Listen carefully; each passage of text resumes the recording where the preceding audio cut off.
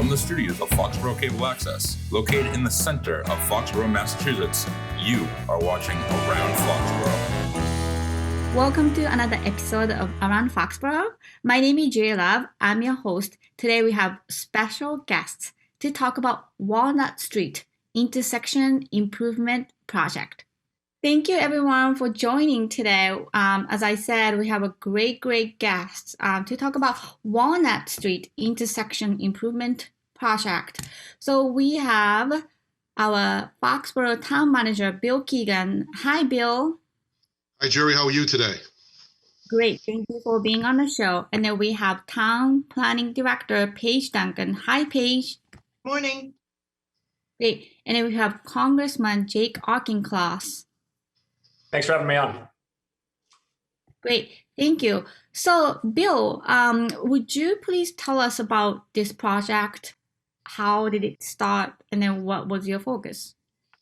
So thank you, Jerry. The project that has recently at least passed one hurdle of the funding process through Congress is a project that we actually looked at several years ago. Back in about 2017, we started doing a study of the Route 140 corridor project.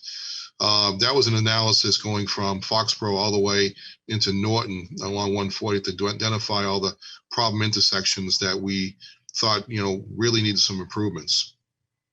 That, coupled with the fact that the Foxborough Housing Authority has identified a significant parcel of land that adjoins this particular area. And will actually increase traffic, obviously, because of a project that they're trying to develop over the next couple of years. I'll have the Town Planning Director, Paige Duncan, speak about that in more in depth. But this is a project to which would require signalization, and then also to run a sewer line through it to connect to a sewer line further down the road. So it provides sewer for the project, the housing project itself. So it's about a $3.5 million improvement that would require signalization as well as the sewer itself. The congressman has been very successful in working through one of the appropriations committees on transportation to get it through with a favorable vote for at least $2 million of that amount. So that really is a significant hurdle. We're very grateful for his efforts on that and getting us to this point. So we're hopefully going to keep our fingers crossed, and it'll make its way through the House and Senate and then to the president's office for final approval. But passing this hurdle is a significant step forward. Great. And Bill, how long have you been working on this project? Is it several years? Well, we've actually started when the intersection was identified back in 2017, 2018. We then started looking at ways we can maybe secure some funding for this. But as you know, it's hard because there's a lot of competing interests for funding for various intersections. There's some in Norton, there's some in Mansfield, there's some in Foxborough, but this was one that was high on the list of areas that we should look at. And I think what really helped make this a little bit more attractive for funding was the fact that the housing component, which is a more affordable housing for the region, is a very significant issue statewide and even across the country. So I think this really caught the interest of a lot of folks to help fund this project. So, Paige, can you add on to that as Town Planning Director about housing process? I sure can. So in preparing for this Walnut Street, we call it the Walnut Street Housing Authority project, I look back, and this has been under discussion. This site has been under discussion since the early 90s. In 1993, there was a talk about it going commercial. In 2007, the planning board in Foxborough recommended that it remain residential. And so for all these years, that site has been a priority for Foxborough to figure out what to do with that 16 acres. In 2016, it was given to the town by the state, the 16 acres, with the limitation that it can only be used for affordable housing. So if it is not developed for affordable housing, it will revert back to the state, and then we will lose local control. as Bill said, all along while we were discussing this housing project, we knew that without a signal at that intersection, there would be no housing project. So they really are linked. We can't safely accommodate anybody on that site. And in fact, the Board of Selectmen took a formal vote on that, saying that they would not support development on the site without a signal. So that's why this funding opportunity comes at such an opportune time. We did, fortunately, we were able to benefit from the congressman's position because we had received a housing choice grant 2 years ago, which allowed us to design the signal.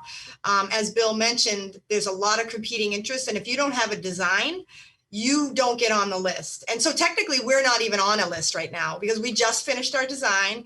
We're luckily at 75%, but that cost, I believe it was $230,000 just to design the signal. As Bill mentions, it's a $3.5 million estimate, and you probably think that's crazy high, which it is, but you have to remember it's very close to the I-95 off-ramps. So that makes it extremely complicated because you're going to have high rates of speed, and there's a lot of safety issues. So we really do think it's a benefit. One of the fears has always been that if Mass DOT got really frustrated with Foxborough complaining about it, they would just run the median up the center of 140, and then that would basically cut off that neighborhood. There will be no left turns in or out of there. And I know the residents up there, that would, I'm sure they'd get used to it, but it would not be great for their circulation. And it would also put a lot of pressure in the center of our town because most of the traffic from those neighborhoods would then have to funnel through the uptown area. So it really is a critical, important site, and the signalization is important.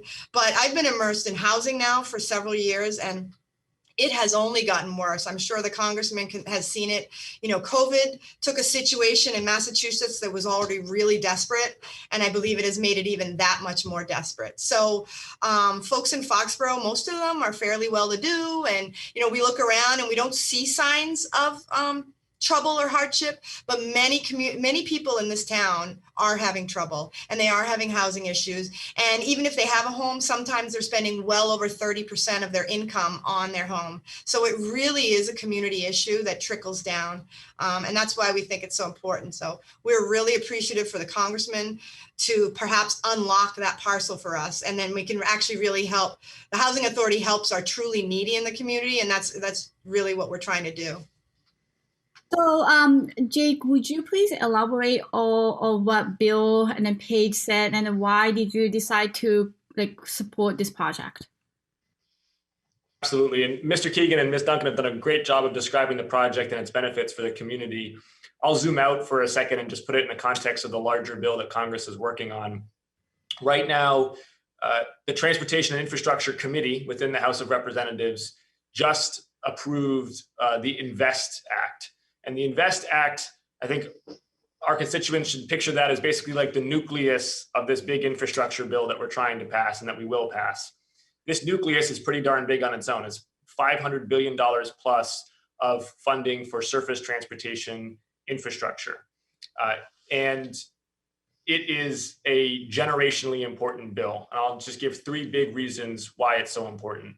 Number one, it shifts the paradigm of thinking from planning our surface transportation solely around moving single occupancy vehicles around, kind of building on the Eisenhower Interstate Program, and instead trying to think more holistically about connecting people to jobs and services, mobility, and mobility through whatever transportation modality makes sense for that given community, whether we're talking about walking, cycling, scooters, on-demand transit, buses, rail, ports. It really is much more flexible, and it takes a approach of measuring connection to jobs and services within a 30-minute commuter shed rather than let's just build more highways.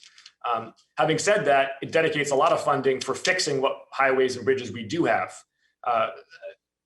Hundreds of billions of dollars will go to making sure that our roads and our bridges is safe, but 100 billion more will go towards transit, towards fixed rail, and towards innovative mobility grants for cities and towns to work with the private sector and work with nonprofits to connect people to jobs and services better. So that's one big area where I'm really excited about this bill, is that we're starting to think about mobility in a much more sophisticated way. And that's going to help people in the Massachusetts Fourth, because Massachusetts has really been a leader on this. We're a dense state, and we've had to think differently about cars for some time now, and this is really going to accelerate that.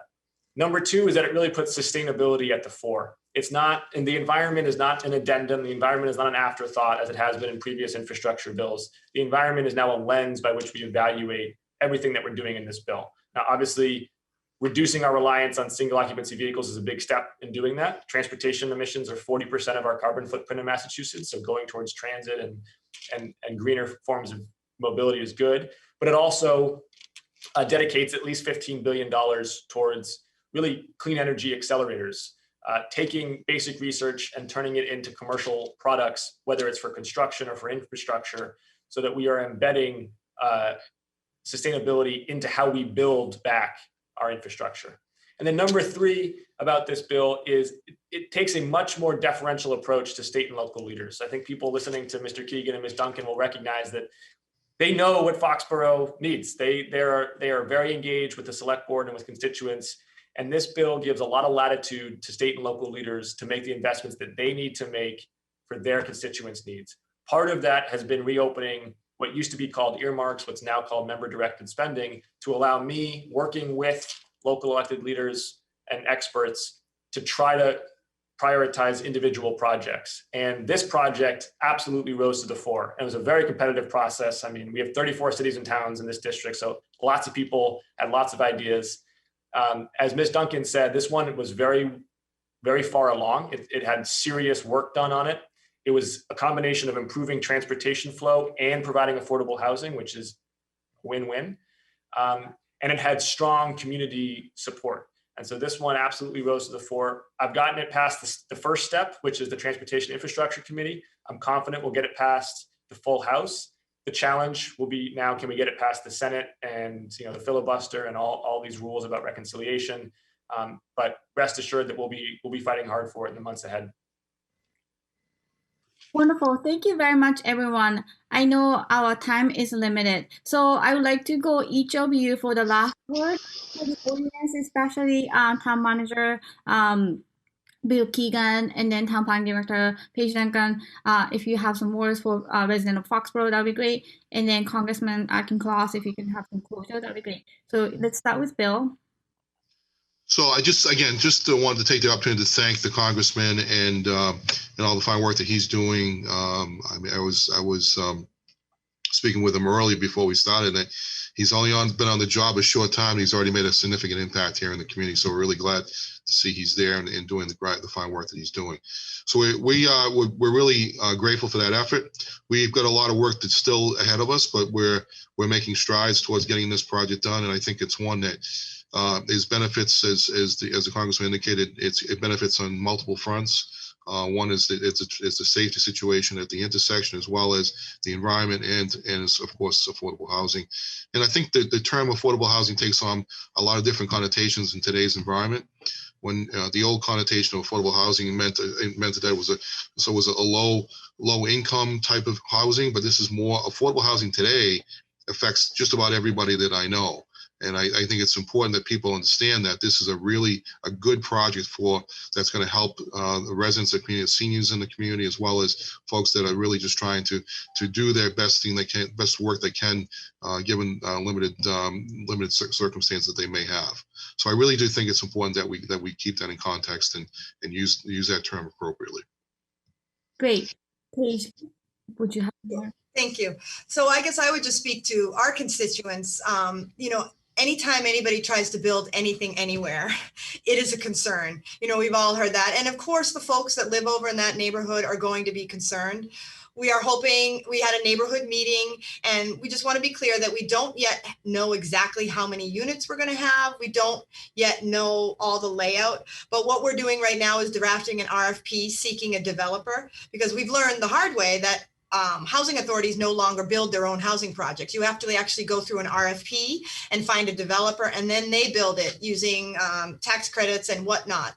So this is a learning curve for all of us, but we are in the early phases of creating criteria to ensure that the project is the best possible project for Foxborough, while also being sensitive to the neighborhood, with buffering, tree protection, those type of measures. But again, also the public safety that's going to occur with that signal cannot be stressed enough. So we'll be patient. We know there's some concerns out there, but we really are trying to do best by the greater community in addition to the neighborhood. So thank you for having us on today.